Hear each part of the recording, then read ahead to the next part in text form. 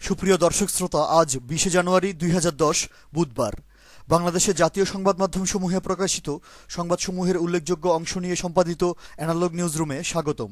জেলা শহর নেত্রকোনায় আওয়ামী ছাত্রলীগ ক্যাডাররা বিরোধী দলীয় কার্যালয়ে হামলা করে বেপরোয়া ভাঙচুর এবং জাতীয়তাবাদী ছাত্রদলের 10 জন নেতাকর্মীকে মারাত্মক আহত করার পাশাপাশি দুর্গাপুর থানার ওসির বেপরোয়া দুর্নীতির বিরুদ্ধে আদালতে মামলা করার অপরাধে একজন জনপ্রিয় বিএনপি নেতার উপর সন্ত্রাসী হামলার খবর ছেপেছে যথাক্রমে সমকাল, আমার দেশ ও জয় জয় দিন। বরিশাল পলিটেকনিকে অনৈতিক দাবিতে ক্ষমতাসীন দলের ছাত্র সংগঠনের বেপরোয়া তাণ্ডবের প্রতিবাদ জানিয়ে প্রতিষ্ঠানটির শিক্ষক ও কর্মচারীরা জেলা প্রশাসকের কাছে স্মারকলিপি দেওয়ার সংবাদ। প্রতিপক্ষ একটি ছাত্র সংগঠনের উপর ছাত্রলীগের হামলায় সিলেট পলিটেকনিকে অন্তত 10 জন আহত হওয়ার খবর এবং স্বাধীনতার ঘোষক ও আধুনিক বাংলাদেশের স্থপতি শহীদ রাষ্ট্রপতি জিয়াউর রহমানের জন্মদিন উপলক্ষে মুন্সিগঞ্জের শ্রীনগরে জাতীয়তাবাদী ছাত্রদলের শান্তিপূর্ণ কর্মসূচিতে পুলিশ বিনা উস্কানিতে হামলা করার সংবাদ ছেপেছে যথাক্রমে যুগান্তর, ভোরের কাগজ ও সমকাল। চাঁদার দাবিতে মুন্সিগঞ্জের সিরাজদিখানে সংখ্যালঘু হিন্দু সম্প্রদায়ের কালী মন্দিরে সন্ত্রাসী হামলা ও প্রতিমা ভাঙচুরের খবর ছেপেছে আমাদের সময় পত্রিকা। রাজধানী ঢাকা ও ময়মনসিংহের ঈশ্বরগঞ্জে আইন শৃঙ্খলা রক্ষাকারী বাহিনীর লোকজনদের লামপট্ট ও নিরীহ লোকজনদের উপর অত্যাচার নির্যাতন করার ঘটনায় প্রতিবেদন করেছে bdnews24.com।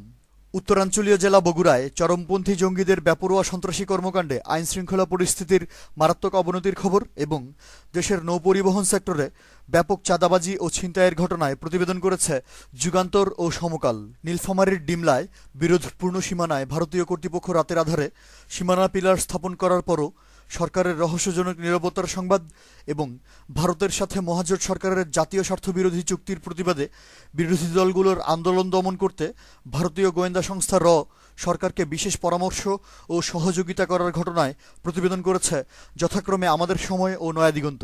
সীমান্ত জেলা ঠাকুরগাঁওয়ে ভারতীয় সীমান্তরক্ষী বাহিনী একজন নিরীহ বাংলাদেশি ব্যবসায়ীকে জোরপূর্বক তুলে নিয়ে যাওয়ার খবর এবং দেশের সীমান্ত নিরাপত্তার দুর্বলতায় উদ্বেগজনকভাবে চোরাচালানি কর্মকাণ্ড বেড়ে যাওয়ার প্রেক্ষিতে স্বরাষ্ট্রমন্ত্রীর স্বীকারোক্তি ছেপেছে জয় জয় দিন, নয়াদিগন্ত ও যুগান্তর।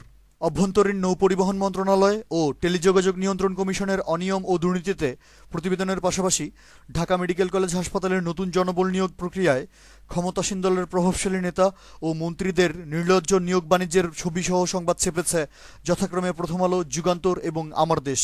আওয়ামী যুবলীগের টেন্ডারবাজরা ঠাকুরগাঁওয়ের রানী সংকৈলে একজন সংখ্যালঘু হিন্দু ব্যবসায়ী ও আওয়ামী লীগ নেতাকে টেন্ডারবাজির দ্বন্দ্বে মারাত্মক আহত করার খবর এবং বিভাগীয় নগরী বরিশাল সহ দেশের দক্ষিণ পশ্চিমাঞ্চলীয় জেলাগুলোতে ক্ষমতাসীন দলের লোকজনদের বেপরোয়া টেন্ডারবাজির প্রতিবেদন করেছে আমার দেশ ও প্রথম আলো। মহাজোট শাসনামলের প্রথম বছরে সচিবালয়ের 2 শতাধিক দক্ষ এবং অভিজ্ঞ কর্মকর্তাকে রাজনৈতিক হয়রানিমূলকভাবে ওএসডি করার সংবাদ এসেছে প্রথম আলো, নয়াদিগন্ত ও জয় জয় দিনে। জানুয়ারি যাই যাই করছে, অথচ এখনও পর্যন্ত রাজধানী ঢাকাসহ গাজীপুর, বরগুনা এবং দেশের বিভিন্ন স্থানে প্রাথমিক ও মাধ্যমিক শ্রেণীর পাঠ্যপুস্তক না পৌঁছার উদ্বেগজনক খবরের পাশাপাশি 3 থেকে 500 টাকার বিনিময়ে সরকারিভাবে বিতরণকৃত বই বিক্রি হওয়ার সংবাদ ছেপেছে সমকাল, আমার দেশ ও bdnews24.com। জ্বালানি গ্যাসের তীব্র সংকটে মুখ থুবড়ে পড়েছে সারা দেশের শিল্প উৎপাদন।